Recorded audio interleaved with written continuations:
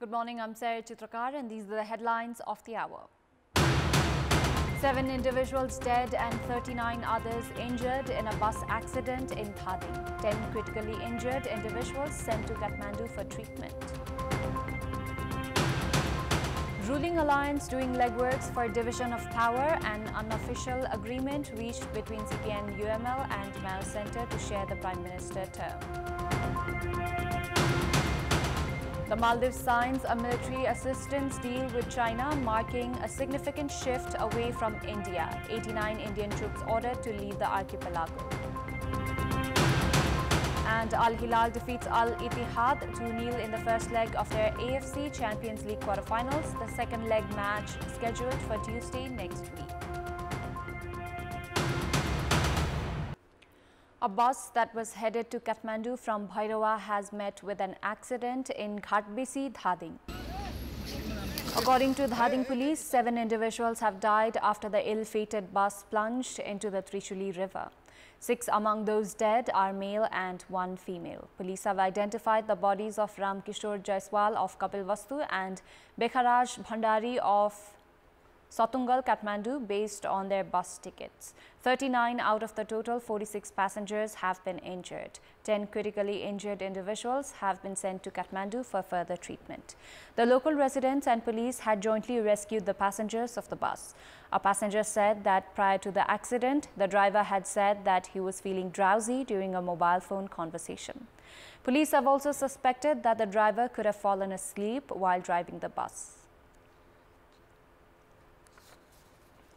An agreement has been reached between CPN-UML and Mao Centre to share the remaining 4-year term of Prime Minister.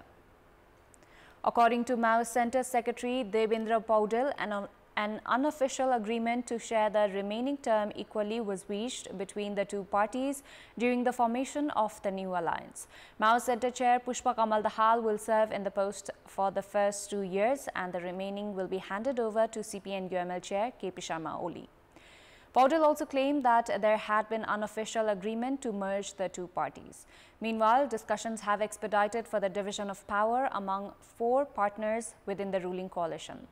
Top brass leaders of the 4 parties, including Mao Centre Chair and Prime Minister Pushpa Kamal Dahal, CPN-UML Chair Oli, Rashtriya Swatantra Party President Rabi Lami Chhane and Janata Samajwadi Party Chair Upendra Yadav have been mulling over the equation of the government. A meeting of the task force assigned to propose a draft of the equation was held yesterday. However, final decision could not be reached. This is because it has been understood that the Prime Minister is willing to also include Unified Socialist, Janamat and Loktantrik Samajwadi Party in the alliance.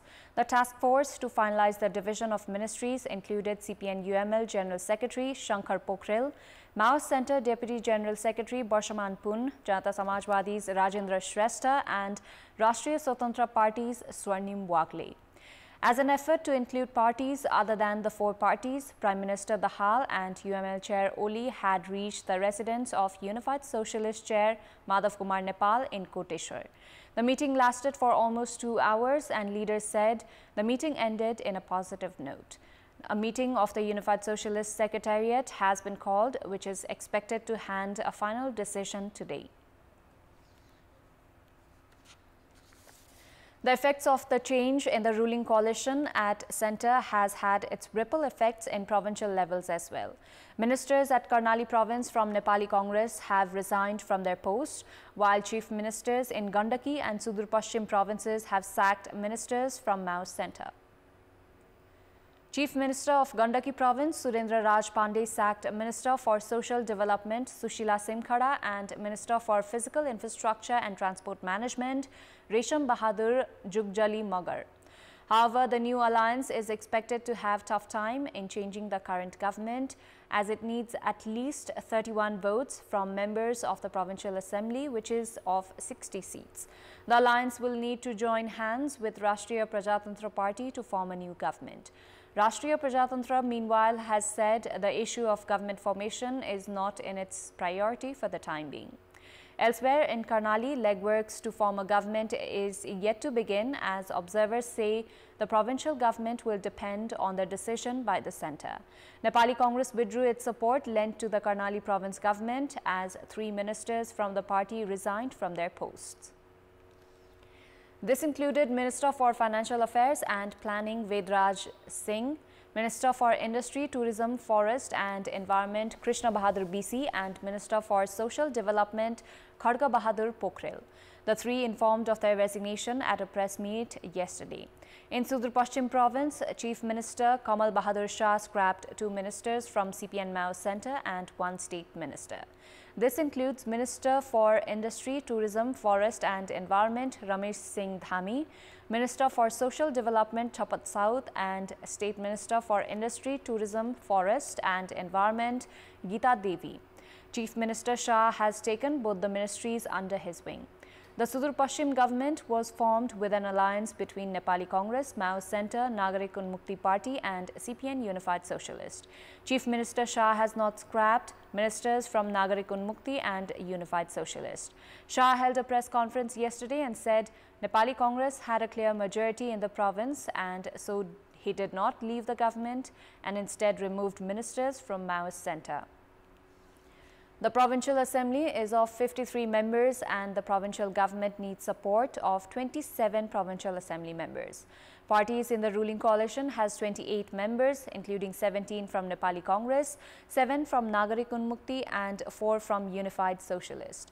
Nagarik Unmukti's decision could, however, play a key role in the fate of the province government. Nepali Congress has decided to withdraw its support to the government. Party President Sher Bahadur Deuba had called for the meeting of the party's working committee in the wake of the change in the ruling coalition. This came after Prime Minister Pushpa Kamal Dahal appointed 3 new ministers yesterday and in fact on Monday, and Nepali Congress President Deuba had said the Premier had betrayed his party. Premier Dahal had removed all ministers from Nepali Congress on Monday. Yesterday's meeting of working committee decided to register the party for the upcoming by-elections and call for parliamentary party meeting on 7th of March. That's Thursday this week. Time now for our segment, Public Pulse, where you text us with your opinion. Public Pulse. Here's a question. What's your take on the impacts at the provinces of change in ruling equation at the centre? Your options are A, depreciation of federalism, B, dependency on the centre, and C, normal for party-based system. Voting is on. Type any WS, select your option A, B or C and send it to 34001 to share your opinion with us. In our Public Voice segment, we had asked in several provinces regarding their suggestions to the Prime Minister and ministers from the new ruling coalition. Let's take a look at what they had to say.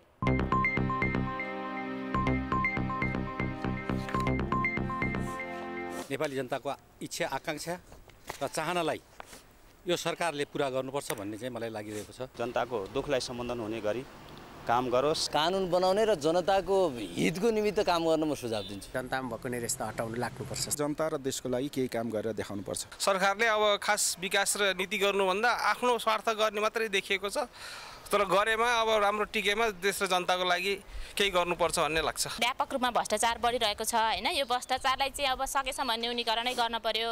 अब ती भ्रष्टाचारीहरूलाई चाहिँ कठघरामा ल्याएर कि त सजाय दिनु पर्यो। देशमा संहिता त आयो तर त्यसको कार्यान्वयन राम्रोसँग भएको छैन।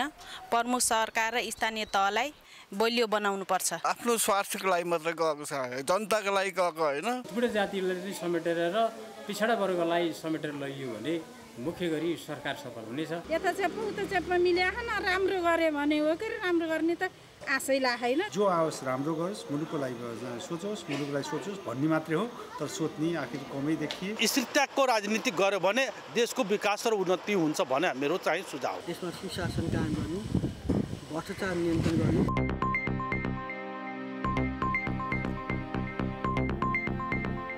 Time now for international update.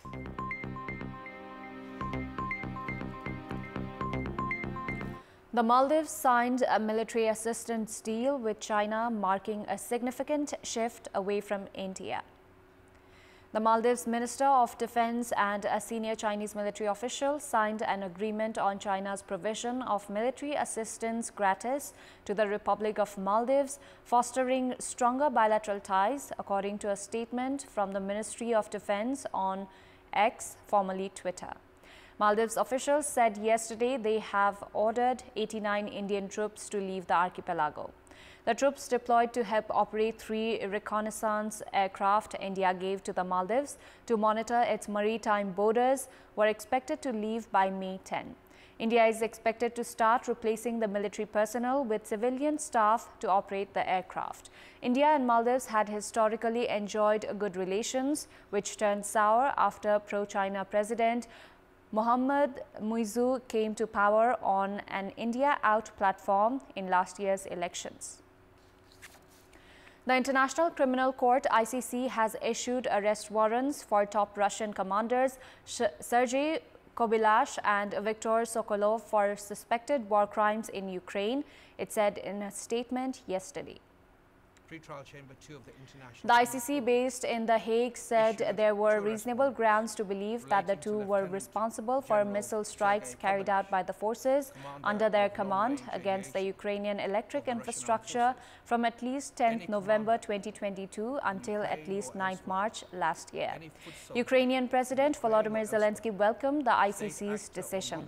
This is the second set of warrants for the arrest of Russian officials related to the war in Ukraine.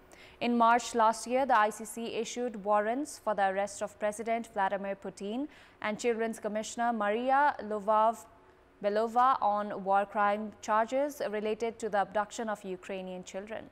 Moscow denies war crimes in Ukraine and has dismissed previous ICC war crime arrest warrants as part of a biased Western campaign to discredit Russia. Russian officials say such warrants have a little real-world impact, as Moscow is not a member of the court and neither are other major powers such as the United States, China and India. Security forces were deployed and barricades erected in New Delhi as the capital braces for a nationwide protest by farmers. Indian farmers are planning to escalate their protest from today by entering New Delhi by bus and train and increasing their numbers at border points that are currently blocked by tractors. Thousands of farmers began the Delhi Chalo or Let's Go to Delhi march last month, but were stopped by security forces about 200 kilometers north of the capital with tear gas and water cannon.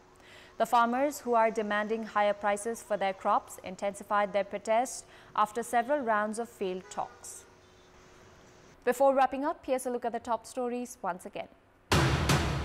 7 individuals dead and 39 others injured in a bus accident in Dhading. 10 critically injured individuals sent to Kathmandu for treatment. Ruling alliance doing legworks for division of power, and an unofficial agreement reached between CP and UML and Mao Center to share the Prime Minister term. The Maldives signs a military assistance deal with China, marking a significant shift away from India. 89 Indian troops ordered to leave the archipelago. And Al Hilal defeats Al Ittihad 2-0 in the first leg of their AFC Champions League quarterfinals. The second leg match scheduled for Tuesday next week. That's all for the moment. Thank you for watching. Good day.